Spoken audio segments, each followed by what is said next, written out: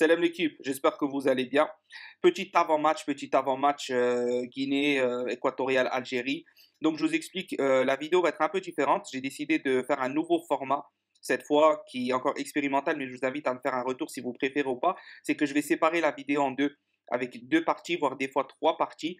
Donc souvent une analyse générale et ensuite des différentes parties. Par exemple là, la deuxième sera analyse statistique qui sera celle du match face à la Côte d'Ivoire pour avoir un meilleur repère vu que c'est la plus récente. Donc faites-moi un retour sur ce point-là. Merci à ceux qui sont abonnés récemment ou depuis longtemps, qui like, qui commentent, qui soutiennent. Grand merci. Bref, avis général sur le match. Attention à la Guinée équatoriale, comme vous l'avez vu au titre ou sur l'image. Match qui peut être clairement un match très très dangereux pour nous, un match piège. Pour ceux qui n'ont pas vu l'équipe de la Guinée face à la Côte d'Ivoire, c'est une équipe qui joue en 4-4-2. En tout cas, actuellement, c'est une équipe qui joue en 4-4-2. Une équipe très équilibrée, avec des forces, notamment sur les côtés, où honnêtement, c'est pas mal du tout. Ça dédouble bien.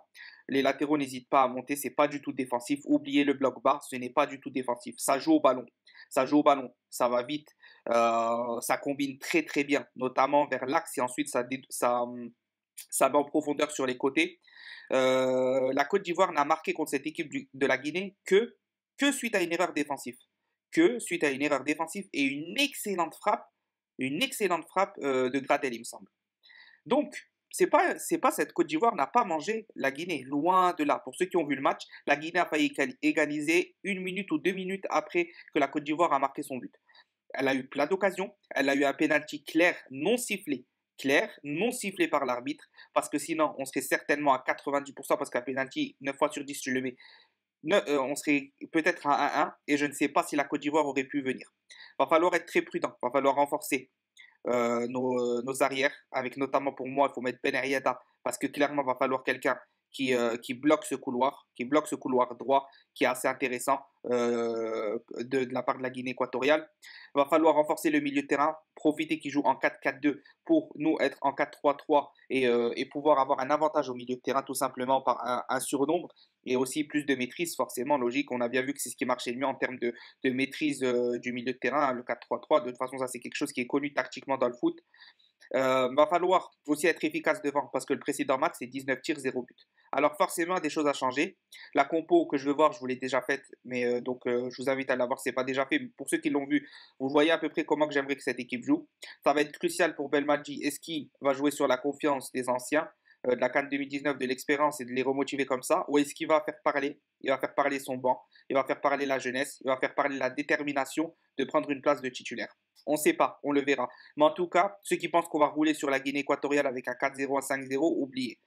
Franchement, à part si on sort le plus gros match qu'on a fait depuis très très longtemps, mais sinon, oubliez. Ça va être un match très serré, très physique. Va falloir être très très très appliqué, notamment défensivement. Donc certainement, il y aura des joueurs qui ne pourront pas jouer ce genre de match vu leur erreur défensive et qui ralentissent trop le bloc équipe. Va falloir jouer un jeu direct, un jeu vertical. Il va falloir bien sûr garder le ballon, pas user des jeux longs. Franchement, pas user des jeux longs, sauf si l'état du terrain ne le permet pas. Mais sinon, il va falloir être assez bien organisé tactiquement. C'est pour ça qu'on aura besoin d'un Zerouki, d'un Benasser, je pense, pour vraiment gérer ce côté-là au milieu de terrain et essayer de garantir un bloc bien équilibré, un bloc qui se rejoint bien, que ce soit au niveau de l'attaque, du milieu et des défenses. Donc voilà. Attention à ne pas prendre à la légère cette équipe de la Guinée équatoriale. On va passer aux statistiques et analyser un peu le match qu'ils ont fait face à la Côte d'Ivoire. Ça va nous donner un peu plus de détails. Donc voilà, partie 2.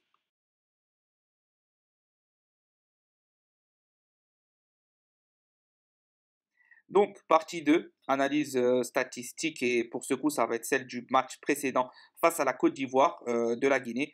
Donc, 44%, 56%, on voit que c'est pas mal du tout. Hein. Quand on connaît les qualités de la Côte d'Ivoire, on voit que 44%, 56%, on est presque sur un jeu équivalent en termes de possession de balle. Au niveau des passes, alors oui, on voit clairement que la Côte d'Ivoire a bien plus conservé la balle et construit et fait courir l'adversaire forcément et l'empêcher de progresser un maximum, ce qui est logique quand tu as une équipe comme ça et quand tu es la Côte d'Ivoire que tu dois maîtriser ton sujet. Au niveau des centres et corners, bon, beaucoup plus de centres et de corners obtenus.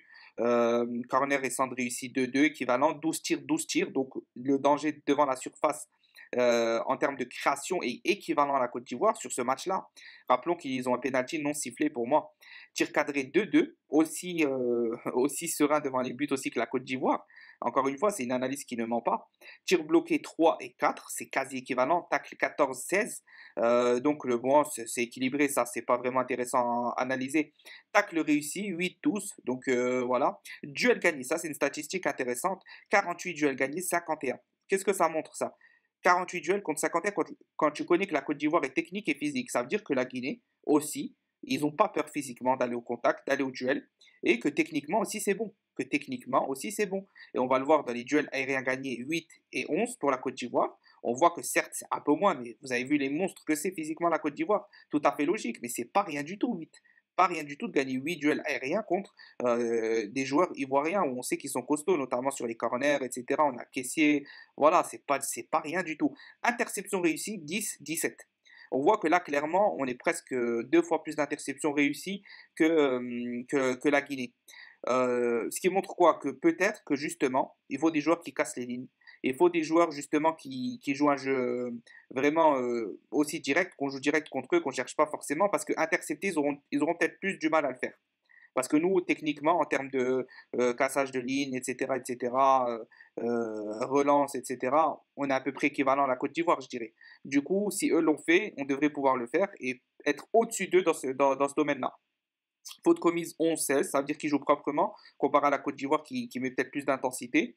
Carton jaune 1-1. Donc voilà, c'était un petit commentaire sur ces analyses. Ça montre quelques petites choses, mais c'est pas significatif non plus. Il faudrait analyser les statistiques sur plusieurs matchs, contre différents profils, etc. C'est pas le but de la vidéo. Moi, je vous apporte simplement contre l'adversaire que vous connaissez tous ici, la Côte d'Ivoire, ce qu'ils ont quand même été capables de faire dans certains domaines au niveau des tirs, se créer autant d'occasions qu'eux, de maîtriser quasi équivalence la possession. Ça vous montre quand même à peu près que c'est pas non plus des rigolos qu'il faut prendre à la légère. Alors l'Algérie est au-dessus, Inch'Allah la victoire demain, mais attention au match pièce, attention à ne pas les prendre de haut et jouer le match sereinement avec nos qualités et bien anticiper les leurs pour pouvoir les contrer à temps et faire le jeu et les maîtriser, tout simplement.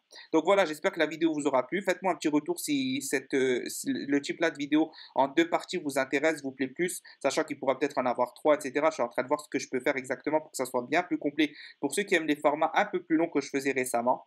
Donc voilà, un maximum de pouces bleus, un maximum de commentaires et je vous invite surtout à, dans les commentaires, m'apporter du détail sur éventuellement des statistiques que vous auriez vous ou des choses que je n'aurais pas dites, par exemple en termes de technicité, en termes de tactique qu'ils mettent, en termes de qualité d'un joueur notamment qui se démarque dans leur équipe. N'hésitez pas, c'est enrichissant pour tous les abonnés. Comme ça, on partage, on débat. Voilà, merci à tous ceux qui soutiennent. Un grand merci. Salam l'équipe et 1, 2, 3, viva l'Algérie.